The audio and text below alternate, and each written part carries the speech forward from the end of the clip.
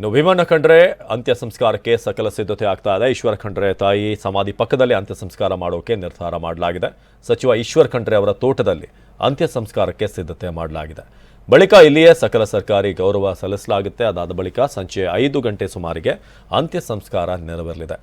ಭೀಮಣ್ಣ ಪತ್ನಿಯ ಸಮಾಧಿ ಪಕ್ಕದಲ್ಲೇ ಅಂತ್ಯ ಸಂಸ್ಕಾರ ಮಾಡೋದಕ್ಕೆ ನಿರ್ಧಾರ ಮಾಡಲಾಗಿದೆ. ದೇವಸ್ಥಾನದ ರೀತಿ ಇರುವಂತಹ ಪತ್ನಿ ಸಮಾಧಿ.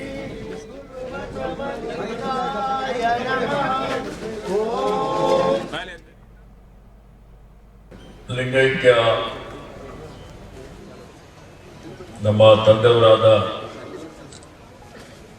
ಶತಾಯುಷಿಗಳಾದಂಥ ಪರಮಪೂಜ್ಯ ಭೀಮಣ್ಣ ಖಂಡ್ರೆ ಅವರಿಗೆ ನನ್ನ ನಮನಗಳನ್ನು ಸಲ್ಲಿಸುತ್ತಾ ಎಲ್ಲ ಧರ್ಮ ಪ್ರವಾದಿಗಳಿಗೆ, ಮಹಾಪುರುಷರಿಗೆ, ವಿಶ್ವಗುರು ಬಸವಣ್ಣನವರಿಗೆ, ಎಲ್ಲ ಜಗದ್ಗುರುಗಳಿಗೆ, ರೇಣುಕಾದಿ ಆಚಾರ್ಯರಿಗೆ, ಲಿಂಗೈಕ್ಯ ಚನ್ನಬಸವ ಪಂಡದೇವರಿಗೆ, ಪರಮಪೂಜ್ಯ ಹಾನಗಲ್ ಕುಮಾರೇಶ್ವರರಿಗೆ, ಪೂಜ್ಯರೆಲ್ಲರಿಗೂ ಸ್ಮರಿಸಿ ಇವತ್ತಿನ ಈ ಒಂದು ನಮ್ಮ ತಂದೆಯವರ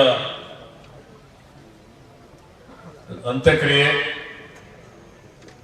ಇಲ್ಲಿ ನಮ್ಮೆಲ್ಲರಿಗೆ ಆಶೀರ್ವಚನ ಕೊಡಲಿಕ್ಕೆ, ಅವರಿಗೆ ಶ್ರದ್ಧಾಂಜಲಿ ಹೇಳಲಿಕ್ಕೆ ಆಗಮಿಸಿದಂತ ಪರಮ ಪೂಜ್ಯ ರಂಭಾಪುರಿ ಜಗದ್ಗುರುಗಳವರಿಗೂ, ಪರಮ ಪೂಜ್ಯ ಹುಲ್ಸೂರು ಶ್ರೀಗಳಿಗೂ, ಪರಮ ಪೂಜ್ಯ ಬಾಲ್ಕಿ ಶ್ರೀಗಳಿಗೂ, ರಾಜೇಶ್ವರ ಶ್ರೀಗಳಿಗೂ, ಪೂಜ್ಯ ಹಲ್ಬರ್ಗಾ ಶಿವಣಿ ಶ್ರೀಗಳಿಗೂ ನನ್ನ ನಮನಗಳನ್ನು ಸಲ್ಲಿಸುತ್ತಾ